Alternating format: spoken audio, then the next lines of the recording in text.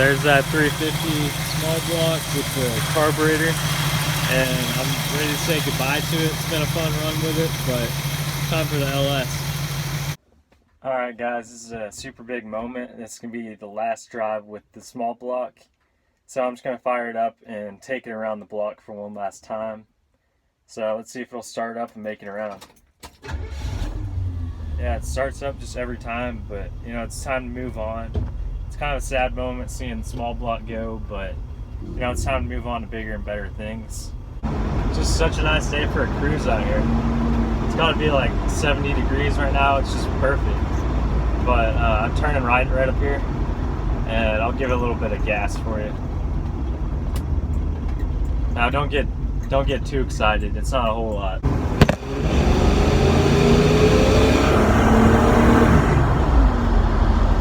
That's about all it's got right there, downhill.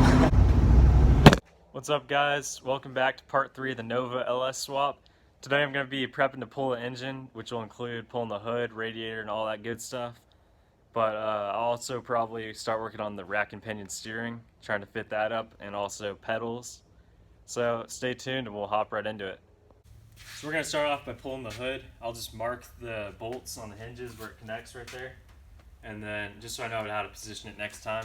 And then pull the hood off of there, put it up high out of the way. So we'll start off with that. So here we got some blocks of wood with towels around them. And what these will do is, if the hood ever wants to slide back, once we take the bolts off, it won't go into the paint or into the windshield, and it will just catch on those blocks. And then that'll give us a little bit of security so we can get a good grip on it and then take it out of the shop. And just gotta be a lot more careful with this hood than on the 4th gen Camaro. The other hood I just tossed it in dirt because it's gonna go to the scrapper. How you wanna do this? Go over the dirt bike. Look out for the front. Alright, we all good? Yep.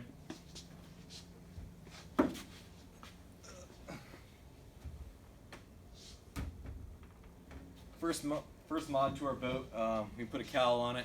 Cowl induction Nova boat. Like and comment. Looks pretty sick already. It almost looks like an El Camino. Shout out to El Camino Kyle.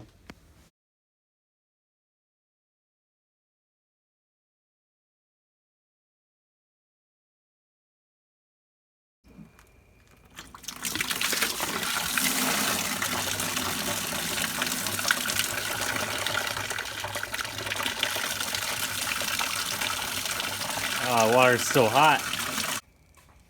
Kyle is very good at working in tight spaces, as you can see. Yep. It's not my first time, not my last. Okay. Yes, sir. This lighting is so bad, but that's fun. Oh! We got a leak. That wasn't too good. Wasn't too bad though. It's pretty bad, not gonna lie. Yeah.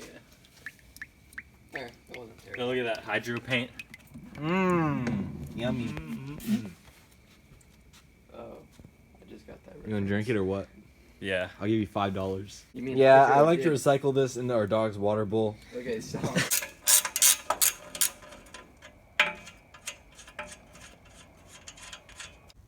The other day I pulled the driver's side header, radiator, fan, and top of the core support. And today I'm going to be working on pulling the passenger side header along with the rest of the exhaust going back. And then I need to drain the trans fluid just to make it a little bit lighter. And then I'll pull the distributor and fuel pump. And that'll put us in a pretty good place to take the engine out of here.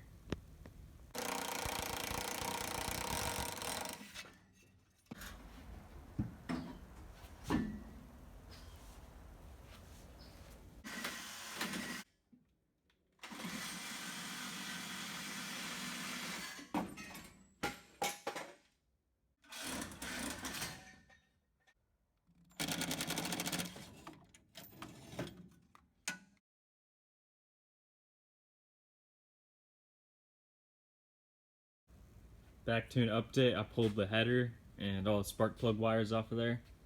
So it's looking pretty bare, and I just got to get fuel lines disconnected, possibly even the fuel pump and distributor, and then it should be ready to come out. I was throwing around the idea of just pulling the engine, but those bell housing bolts are going to be such a pain to get to.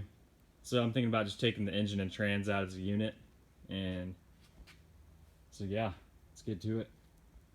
Anyways, I already disconnected the shifter down below the car, so that should be good. And I just got a couple of vacuum lines, and then this old engine's ready to come on out.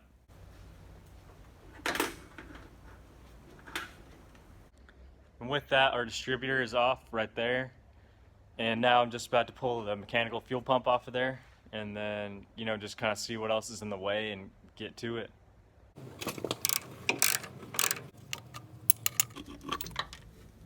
Once I pull that input shaft out of there, I'll just put a glove over it so it won't leak. I already drained the trans fluid the best that I could, but I know there's still gonna be some that'll leak.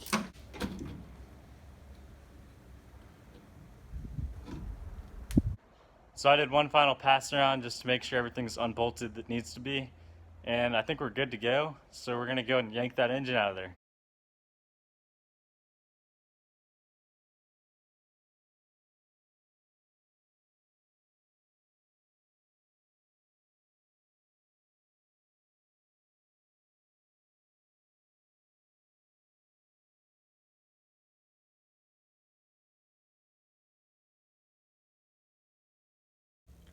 Alright guys, so the new mount is tacked on there.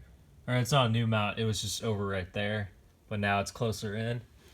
And this rack and pinion is designed to go up in the front of the car, but as you can see right here, the spindle arms where the steering attaches to is in the back. So pretty much I'm just gonna have to reverse it and run it backwards. So the idea is to mount it to the car. I'm gonna use a 1/4 inch plate, tie it up into the subframe, and then that's gonna run back up and over onto the rack and pinion, just kind of like that. And then I'll drill a hole and bolt it in. Alright guys, so it's going to wrap up today's video. Hope you guys enjoyed. I know I talked about a rack and pinion steering setup in there, and I tried it the best that I could, and I realized that a front mount rack can go onto a rear mount vehicle, but you have to, you know, when you turn the wheel left, it's going to turn the wheels right on the car, and you have to add in a reverse gearbox and all that stuff. So I decided to just stick with the original steering that I've got, and I will upgrade to a power steering box in the future, but just for purposes of mocking it up, I just stuck with the steering that I've got now. And hope you guys enjoyed the video, and next time we'll be putting the LS in there, so stay tuned.